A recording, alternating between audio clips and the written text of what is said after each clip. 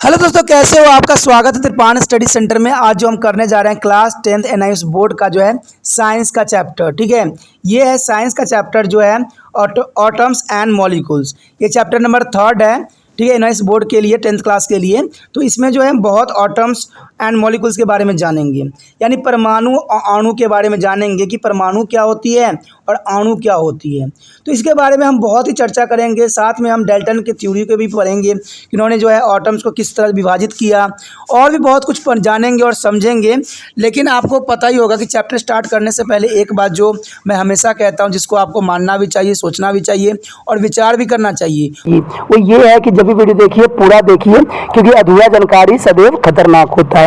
साथ में एक इम्पोर्टेंट बात ये भी रहती है कि अगर आप पहली बार वीडियो देख रहे हो तो लाइक शेयर सब्सक्राइब जरूर कीजिए। देखिए दोस्तों, लाइक कीजिएगा तो इससे ये होता है कि बनाने वाले का जो मनोबल होता है वो बढ़ता है और आपके लिए अच्छा से अच्छा करने की सदैव कोशिश करता है। तो लाइक जरूर कीजिए और लाइक करके मुझे प्रोत्साहित कीजिए, जिससे मैं आपके लिए अच्छा से अच्छा और भी बेस्ट बना सकूं। और शेयर करना तो कहते हैं जग कल्याण के समान है। अगर आप दूसरे जरूरतमंद बच्चे हैं उनको अगर शेयर करते हैं और उन तक ये वीडियो पहुंचाते हो, तो इससे ये होता है कि अगर उनकी आवश्यकता थी और वो उसी वीडियो की प्रतीक्षा में थे और आपके थ्रू वो मिल गया है, तो वो आपकी शुक्रिया अदा करेंगे और आपको धन्यवाद देंगे और आपको जो है अच्छा भी कहेंगे। ठीक है, और सब्सक्राइब करना इसलिए इम्पोर्टेंट है कि आप वीडियो तब भेजोगे ना अपने दोस्तों के पास जब आपके पास ही पता लगेगा कि वीडियो उनके लिए है। तो सब्सक्राइब करोगे तभी आप तक इसका नोटिफिकेशन जो है मिलेगा और सही समय पर जो है दूसरे बच्चों को भी हेल्प कर पाओगे।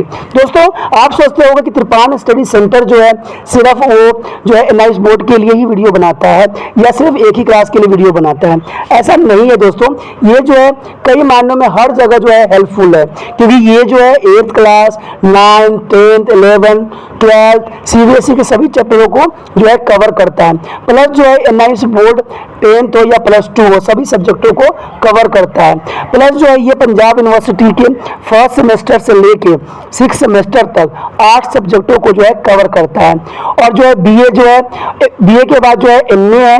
एमए में जिन बच्चों की जो प्रॉब्लम होती है उनको भी सोल्यूशन करने के लिए त्रिपान स्टडी सेंटर सदैव अग्रसर है। तो कहते हैं इतना हेल्पफुल हो जाने के बाद भी अगर त्रिपान स्टडी सेंटर को आप सब्सक्राइब नहीं करते हो तो आप दूसरे बच्चों को भी हेल्प नहीं कर पाओगे। तो सोचिए मत, विचार मत कीजिए, अभी त्रिपान स्टडी सेंटर को सब्सक्राइब कीजिए, लाइक कीजिए, शेयर कीजिए और दोस्तों के साथ इसको व्हाट्सएप स्टेटस पे लगाइए। ठीक है दोस्तों, ये तो था आपके लिए। अब देखते हैं हमारे आज सिलेबस में क्या है। First question is what is an autumn?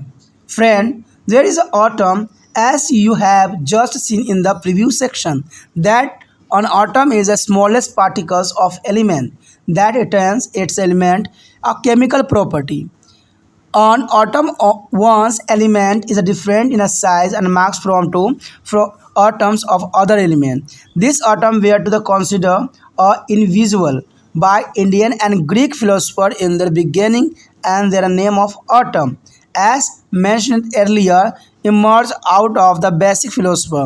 Today we know that atoms are not invisible. They can be broken down into the still smaller particles. Thought there is a loss their chemical identity in this process. But in spite of all this development, atom still remain is a build of block of matter.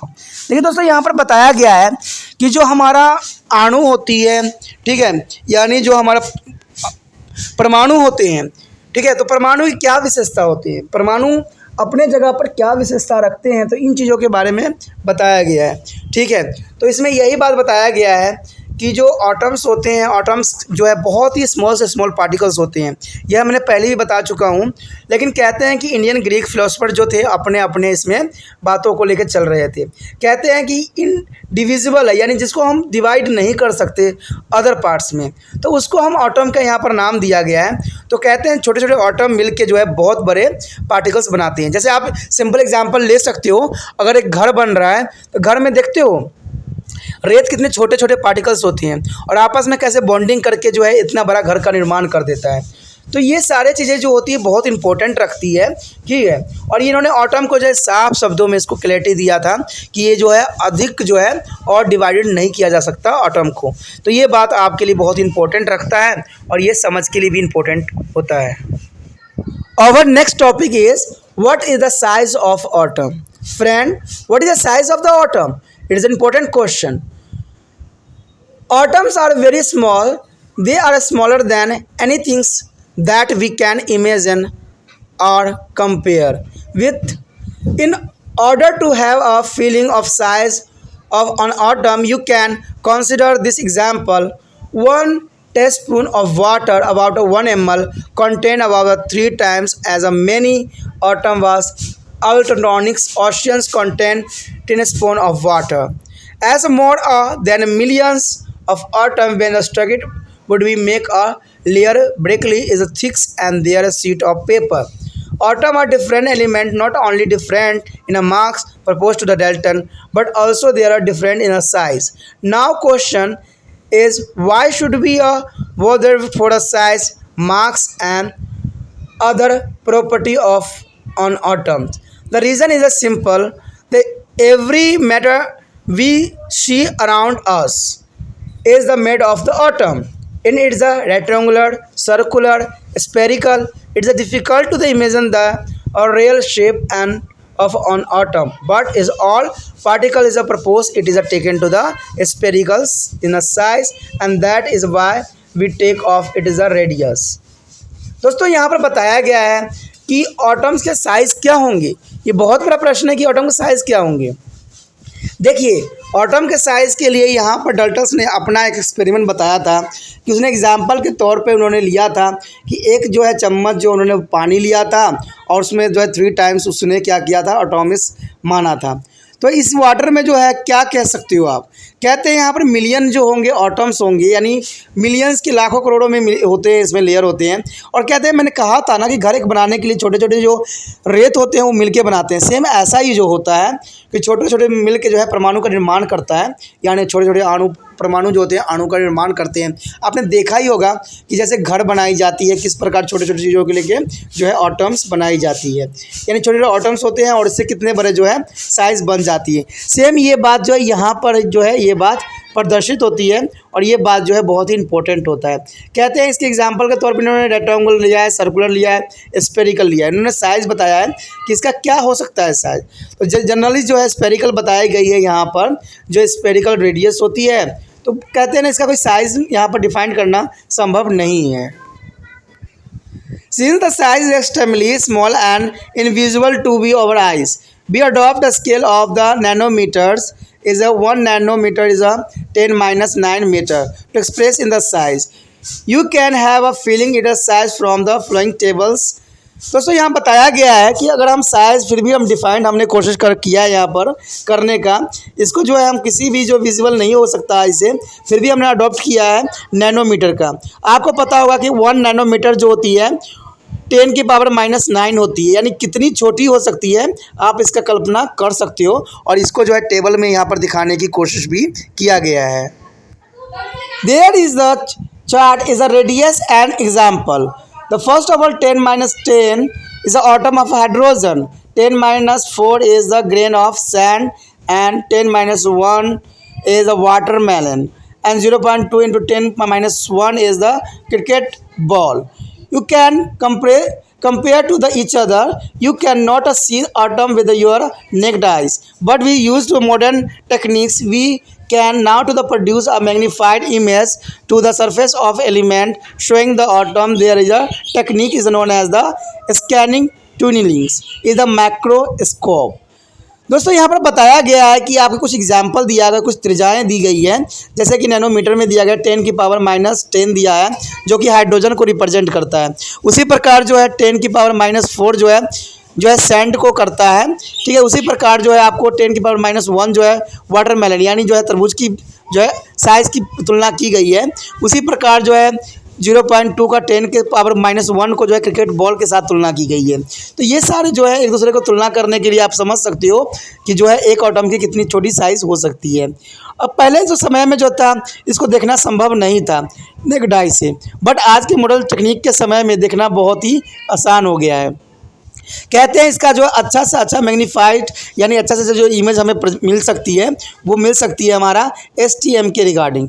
STM का मतलब यही होता है, ये technique होती है जिसमें scanning करते हैं, स्कैनिंग टनलिंग्स ऑफ माइक्रोस्कोप। आजकल इतने इतने बड़े बड़े माइक्रोस्कोप आ गए हैं जिसको आप विशेष और ख़ास तौर पर इसको जो है इमेजिनेशन कर सकते हो और इसको जो है एक्सपेरिमेंटल भी देख सकती हो।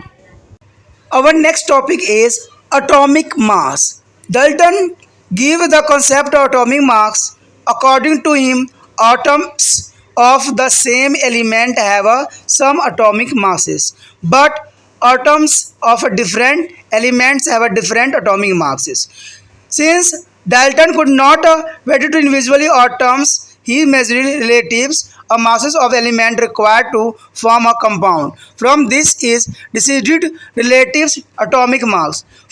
From example, we can determine by experiment that 1.00 grams of hydrogen gas react with the 7.9367 grams of oxygen gas to form a water. If we know formula of water, we can easily determine to the mass on oxygen atom related to that is a hydrogen atom. दोस्तों यहाँ पर atomic mass की बात किया गया है, यानी परमाणु द्रव्यमान की बात किया गया है।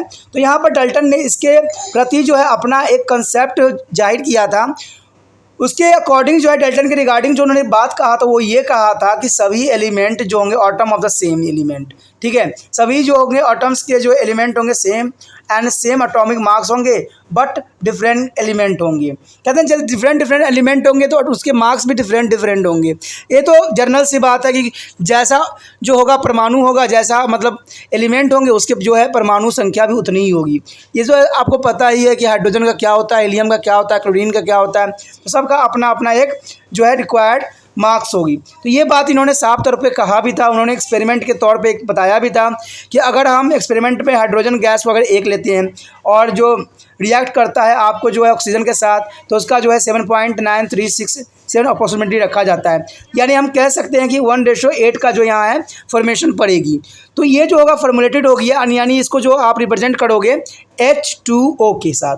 तो ये जो बात जो डाल्टन से बताई थी एटॉमिक मास के लिए वो यहाँ पर जो है क्लियर हो जाता है, ठीक है। तो ये बातें बहुत ही इंपॉर्टेंट था और जो है डाल्टन के रिगार्डिंग।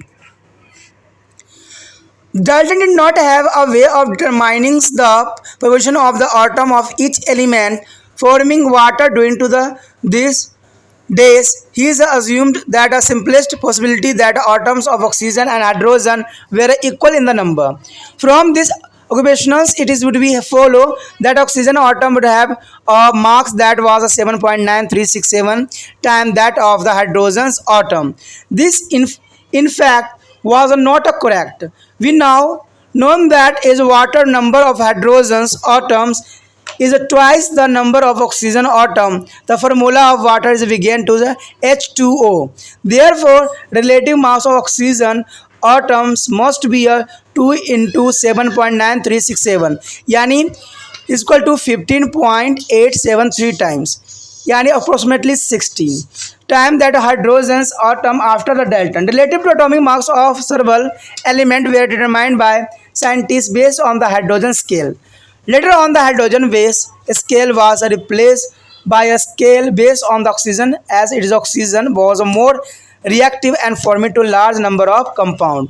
दोस्तों यहाँ पर डाल्टन ने एक बात पूरी तरह से सिद्ध करने की कोशिश किया था कि जैसे कि आपको पता ही होगा कि ऑक्सीजन जो होती है 7.9367 इसके जो होती हैं, लेकिन उसने ये बात पूरा क्लियर करके बताया था कि अगर हम इसको 2 से मल्टीप्लाई कर दें तो इसका जो वैल्यू हो जाएगा वो कितना हो जाएगा 15.873 हो जाएगा। तो ये चीज़ें जो होती है बहुत इंपॉर्टेंट रखती है। आपको पता ही होगा कि हाइड्रोजन का हम 1 लेते हैं और ऑक्सीजन का हम 16 लेते हैं, ठीक है।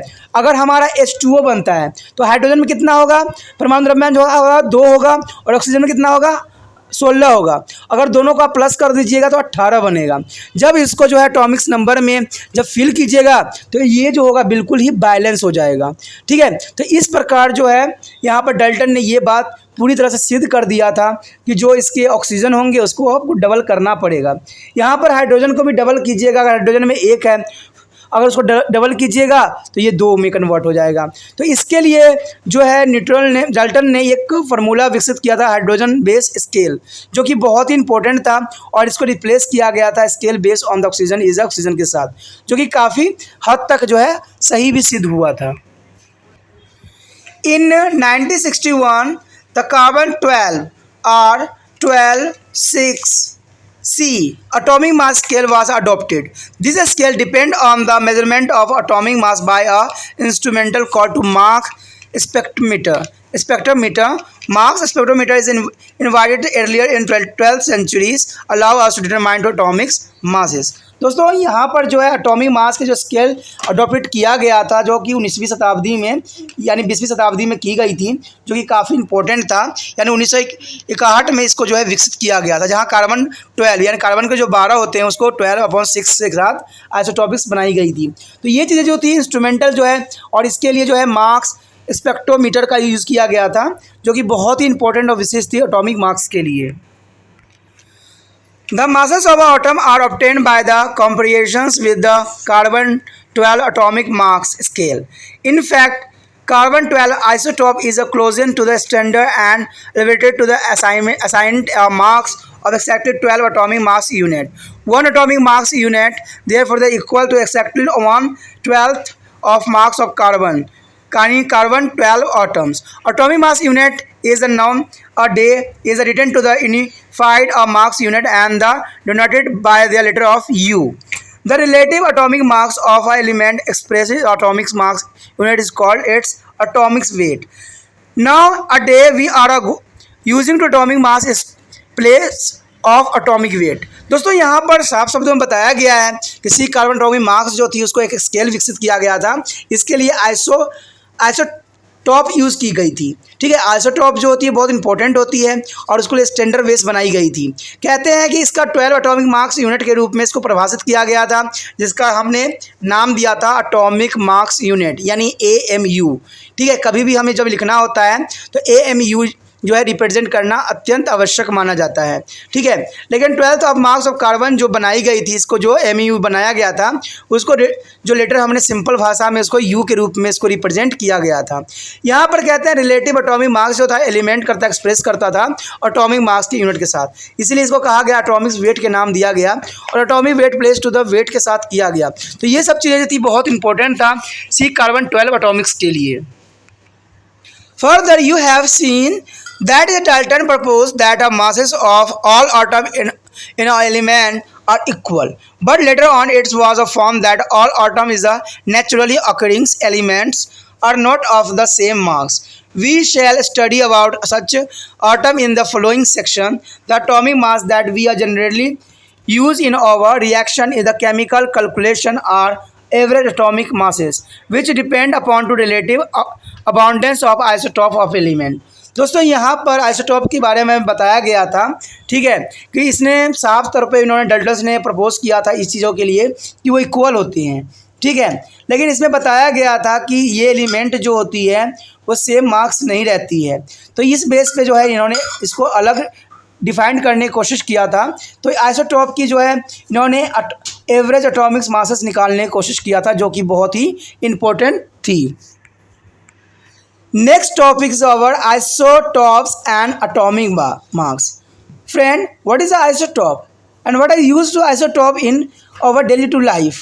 The Dalton considered an atom on the individual particles. Later researches proved that on the atom consist of several fundamental particles such as electron, proton, and neutron. An electron is a negative charge and proton is a positive charge. Particularly, numbers of electron and proton in atom is equal. Since a charge on the electron is equal and opposite to the charge of the proton, therefore on the atom is electrically neutral. Proton remain in the nucleus in the center of the atom and nucleus is surrounded by the negative charge electron. दोस्तों यहाँ पर isotope और atomic mass के बारे में जो है Dalton ने अपनी एक कंसिडर दी थी, अपनी एक थ्योरी दी थी। इन्होंने बताया था कि जो भी फंडामेंटल हमारे एटम्स होते हैं, सर्वल फंडामेंटल पार्टिकल्स होते हैं, इसमें इलेक्ट्रॉन भी होते हैं, प्रोटॉन भी होते हैं और न्यूट्रॉन भी होते हैं। ठीक है। तो इन सब चीज़ों को उन्होंने काफ़ी दिया था और समझाने की कोशिश किया था कि जहाँ इलेक्ट्रॉन जो होगा नेगेटिव फॉर्म में प्रेजेंट होगा, वहीं प्रोटॉन जो होगा पॉजिटिव चार्ज के रूप में प्रेजेंट होगा। तो इस तरह से जो है उन्होंने बताया था और बताया था कि इलेक्ट्रॉन जो होगा प्रोटॉन इज एटम से इक्वल होंगे। और उन्होंने साथ में एक बात बताया था कि ये जो होगा ऑपोजिट चार्ज प्रोड्यूस करेंगे। इन्होंने बताया था कि सारे जो होंगे इलेक्ट्रिकली न्यूट्रल हो जाएंगे। तो ये बातें जो थी इनकी काफ़ी हद तक सही भी थी और कई हद तक साइंटिस्ट ने इनको प्रूवनेस भी दी थी, जो आज के समय में बहुत ही यूज़फुल माना भी गया है। See in this picture, there is a 3 types of the atoms are represent, and this figure, the 3 molecules are given a range of electron around to nucleus in hydrogen. First of all, hydrogen. Second is a carbon, and third is a oxygen. There is a cell of KLMN.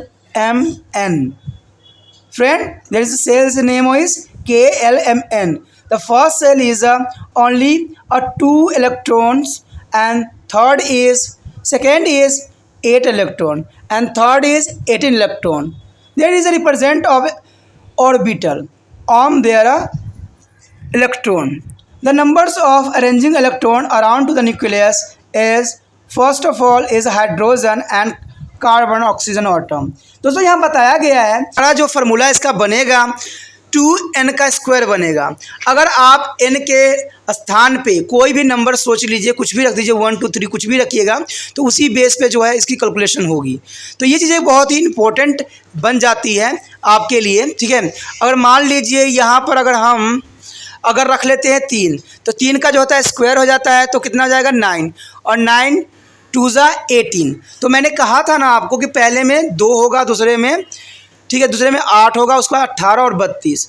अगर मान लीजिए हमने जो है n की जगह 2 रख दिया, तो 2 का क्या हो जाएगा स्क्वायर हो जाएगा, तो कितना हो जाएगा 4, और 4 को यानी 2 से मल्टीप्लाई कीजिएगा तो कितना हो जाएगा 8। तो इसका मतलब है कि इसका जो फार्मूला बड़ा है वो क्या बनेगा 2n का स्क्वायर। तो ये चीज़ें निकालने के लिए कितने ऑर्बिटल में कौन से इलेक्ट्रॉन फील्ड होंगे, तो आप इसका इस्तेमाल और प्रयोग कर सकते हो, जो कि आपके लिए काफ़ी बेनिफिशियल रहता है।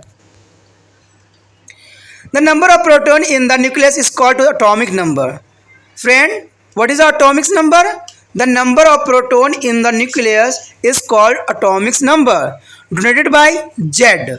For example, there are 8 proton in the oxygen nucleus and 6 proton in the carbon nucleus. Only 1 proton is a hydrogen nucleus.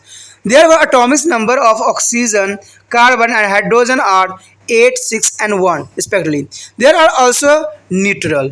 तो यहाँ पर दोस्तों बताया गया है कि एटॉमिक्स नंबर का क्या परिभाषा दिया गया है। तो यहाँ जो है एटॉमिक्स नंबर का परिभाषा दिया गया है कि द नंबर ऑफ प्रोटॉन, यानी कितने नंबर ऑफ प्रोटॉन जो है न्यूक्लियस में प्रेजेंट होगी, यानी केंद्रक में प्रेजेंट होगी, उसे एटॉमिक्स नंबर कहते हैं। और इसको जो है रिप्रेजेंट जेड के साथ किया जाता है।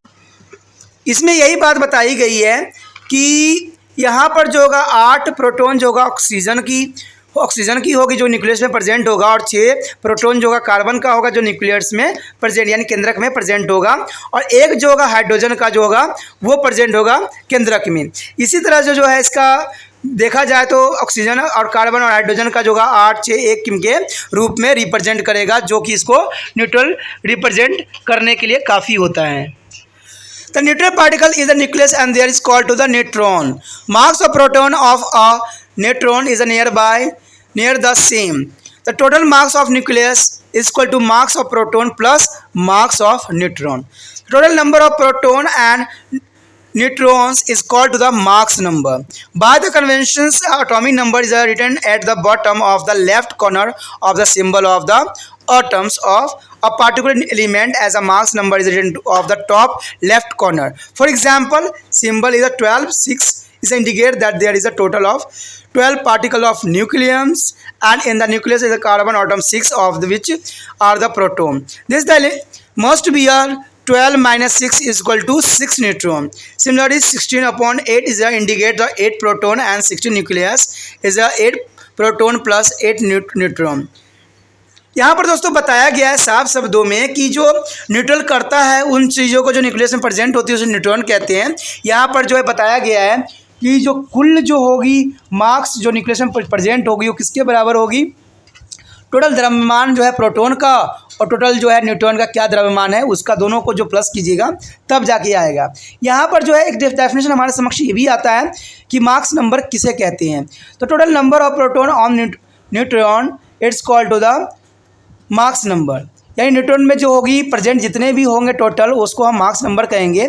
यहाँ पर जो है सिंपली बात जो बताई गई है, आपने देखा ही है सामने कि आपके समक्ष जो है 12 कार्बन के देख रखे हैं, जहाँ पर टॉप लेफ्ट कॉर्नर में जो है इसने मार्क्स और नंबर जो है रिप्रेजेंट करने की कोशिश किया है। तो यहाँ पर जो बताया गया कि atomic number return to bottom of the left corner of symbol of atom is particles, ठीक है। तो इसमें बताया गया 12 के रूप में दर्शाया गया है। तो यहाँ पर देखिए दोनों को माइनस करके जो है न्यूट्रॉन निकाल दिया गया है, जो कि एक विशिष्ट रहती है और अंतिम रहती है। तो ये चीज़ें लिखने का एक अपना एक प्रतीक होती है, अपना एक चिन्ह होती है। Since atomic is electrically neutral and oxygen has 8 proton and 8 electron in it. Further, atomic number Z differentiates their atom of one element from atom of other element. An element may be defined as the substance where all the atom have the same atomic number. Friend, what is atomics? What is defined to that? An element may be defined as the substance where all the atoms have the same atomic number, but the nuclei of all the atoms given to element do not necessarily contain the same number of neutron. For example, atoms of oxygen found in the nature have their same number of proton, which then make a different from other element, but their neutrons in a nucleus are different. तो यहाँ पर तो साफ शब्दों में ये बात आपके समक्ष जो है प्रस्तुत किया गया है कि जो हमने इलेक्ट्रॉन और प्रोटॉन के बारे में देखा है और डिफरेंट अपनी जो है प्रॉपर्टी शो करते हैं। यहाँ पर एक डेफिनेशन भी दी गई है, ठीक है। ऑन द एलिमेंट में be defined as a substance. देखिए एलिमेंट क्या होती है कि defined as a substance there all the atom have their same atomic number. तो इन चीज़ों को जो है रिप्रेजेंट किया गया है। यहाँ पर कुछ एग्जाम्पल के रूप में भी आपको समझाने की कोशिश किया गया है कि एटम ऑफ ऑक्सीजन में कितने होंगे, उसका फाउंड ऑफ नेचर कैसा होगा। तो इन चीज़ों पे जो है अपनी बातें विशिष्ट रखती है और ये समझ के लिए काफ़ी ज़रूरी भी रहती है। This is the reason that is the mass of atom the same element are different. For example, one types of oxygen atom contain 8 proton and 8 neutron in one atom. Second types 8 proton and 9 neutrons are there. Third types contain 8 proton and 10 neutron. We represent this oxygen atom as a 16-8, 17-8 and 18-8 respectively. They are atom or element that have the same atomic number but different marks of number are called to the isotope. What is the definition of the isotope? Atom of an element that have the same atomic number but different Mach's number. It is called to the isotopes. If we have different atomic numbers, masses of the same element, we take a average atomic masses of the element. This calculated on the base of the abundance of isotopes. Atomic mass of the same element are provided in the table. दोस्तों यहाँ पर जो है बताया गया है कि किस तरह से जो है आप बता सकते हो कि अगर सेकेंड हम टर्म्स में लेते हैं या फर्स्ट टर्म्स में लेते हैं ऑक्सीजन का ही वैल्यू, तो आप देखोगे कि पहले 8 जो है प्रोटॉन था, उसके बाद 9 प्रोटॉन में कन्वर्ट हुआ, न्यूट्रॉन में कन्वर्ट हुआ। अगर थर्ड टाइप्स में देखें तो 8 प्रोटॉन और 10 न्यूट्रॉन होगा। तो इस तरह से जो है रिप्रेजेंट हम कर सकते हैं कि 16-8 ऑक्सीजन, 17-8 ऑक्सीजन एंड 18-8 ऑक्सीजन। इससे ये जाहिर होता है कि इसमें जो है सेम एटॉमिक नंबर होगा और डिफरेंट जो है मार्क्स नंबर होगा। तो इसी को दोस्तों हम क्या कहते हैं? आइसोटॉप्स कहते हैं।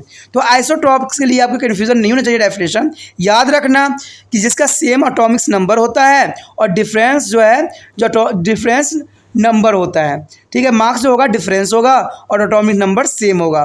तो इस तरह से जो है आप आइसोटॉप्स के बारे में बता सकते हो। आगे जो हमें कुछ टेबल में कुछ प्रोवाइड्स किए गए हैं, देखते हैं क्या हमें बताए गए हैं। The some example for important example number 3.1, chlorine is obtained as a mixture of two isotopes 35 17 chlorine and 37 17 chlorine. These isotopes are present in the ratio of 3:1. What will be the average atomic mass of chlorine? So friend, there are 35 and 70 chlorine and 37 chlorine are present in the ratio of 3:1. Out of fourth atoms, 3 atoms are of mass 35 and the 1 atom is a mass 37. Therefore, average atomic mass is 35 into 3 plus 37 into 1. Total is a 143 and therefore as divided. The chlorine is the average atomic mass is the 35.5. We are take to average atomic mass of chlorine will be 35.5 U. There is an important question for exam view. दोस्तों यहाँ पर example भी दिया गया है आपके समक्ष 3.1 जिसमें क्लोरीन के बारे में बताया गया है। आपको पता है क्लोरीन के जो जनरली हम लेते हैं 35.5 लेते हैं, तो यहाँ पर यही बात रिप्रेजेंट करने के लिए आपके समक्ष जो है एक कैलकुलेशन करके दिखाया गया है कि आपको देखो क्या बताया गया है यहाँ पर 35/17 एंड 37/17 जो क्लोरीन के बताया गया है और यहाँ पर जो इसकी वैल्यू है 3:1 के वैल्यू दिया हुआ है। तो आपको पता है कि यहाँ पर जो 3:1 है नीचे प्लस में आ जाएगा अगर एवरेज एटॉमिक मास निकालना है तो क्योंकि आपको पता है एवरेज है इसलिए 35 को हम 3 से मल्टीप्लाई करेंगे और 37 को 1 के मल्टीप्लाई करेंगे, तो इसका टोटल जो होगा 142 आ जाएगा और इसका जो रेशो नीचे प्लस हो जाएगा 3 + 1 4 आ जाएगा। तो इस तरह से डिवाइड कीजिएगा तो इसका जो एवरेज वैल्यू आएगा वो 35.5 आएगा, जो कि एक मान्यता प्राप्त जो है क्लोरीन की वैल्यू है, जो आप कई जगहों पर इसका इस्तेमाल भी सेम 35.5 जो है आप लेते भी हो। तो ये चीज़ें जो होती है बहुत ही सही होती है और इम्पोर्टेंट गणना होती है जिसको आपको समझना चाहिए। देखिए दोस्तों, इसके बारे में और भी जो जानकारी होती है आपको हायर क्लास में इसके और भी बातें जानने को मिलेगा। So this chart atomic mass of some common element aluminiums argon and different types of element for this table. दोस्तों यहाँ पर जो है आपको एक टेबल दिया गया एटॉमिक मास और कॉमन एलिमेंट के लिए, जिसमें जो है कैलकुलेशन करके जो है एक्चुअली वैल्यू जो है आपके समक्ष निकाला गया है। तो आप देख भी सकते हो सभी चीज़ों का है, चाहे एल्युमिनियम हो, आर्गन हो, ऑक्सीजन, फास्फोरस जो भी हो सबका दिया गया है। तो इस टेबल के वैल्यू से कुछ आपको जो है इन्फॉर्मेशन ज़रूर आपको मिल सकता है।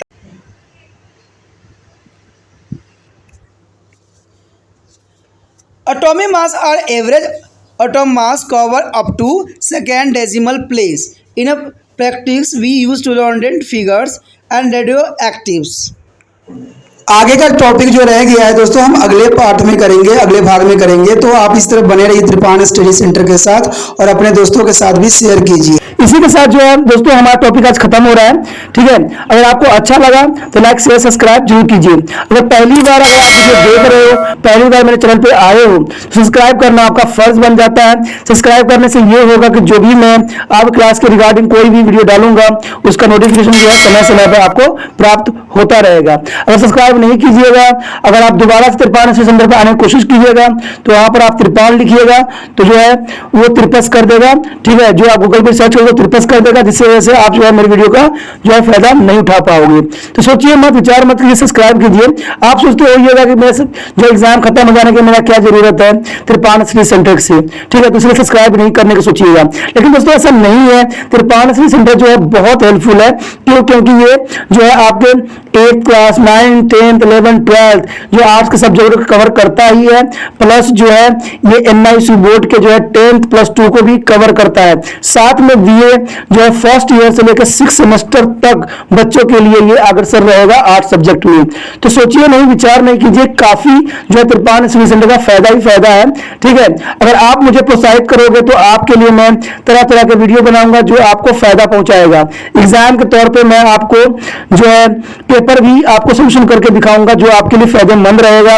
अगर नहीं सब्सक्राइब कीजिएगा, मेरा मनोबल घटेगा, तो हो सकता है कि आपको फिर दोबारा मैं नया वीडियो बनाऊं और आपको फायदा ना पहुंचाऊं। तो अभी भी नहीं सोचिए, मेरा जितना आप फैलाइएगा, जितने दूसरे बच्चों के साथ शेयर कीजिएगा, उतना जो है मैं आपके लिए कार्य करने में अग्रसर रहूंगा, ठीक है दोस्तों। इसे सोचिए मत, विचार मत कीजिए, अभी सब्सक्राइब कीजिए और अपनी व्हाट्सएप स्टेटस पे लगाइए और दूसरे बच्चों के साथ भी शेयर कीजिए, ठीक है दोस्तों। अपना ध्यान रखना, बाय।